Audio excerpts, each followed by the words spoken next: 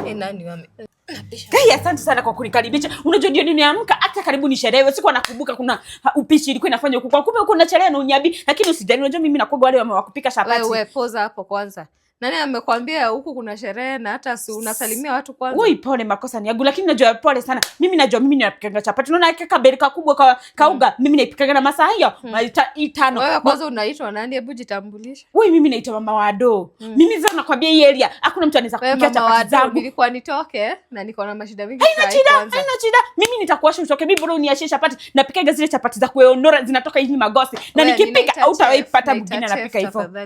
Haina shida basi kama wewe kama ulikuwa umeshaita chef, unajua sasa mimi basi unaweza nipatia. Si unajua kama sasa nyanya imekuwa pesa mingi. Sasa nyanya moja unanunua na 100. Lakini mimi sitapika na nyanya. Unajua mimi nikipika sitajigi na nyanya, bora uko na waru na uko na carrot. Siwezi afford nyanya. Wewe pole guys. Mama yako ilikuwa imeishia kwa rent. Wewe hapana, mimi najaribu tu kukusaidia. Lakini kama unaona hiyo ni mambo mingi, nipatie tu carrot na waru, basi nunua nyanya mbili basi usie. Hiyo economy unajua itaki mambo mingi.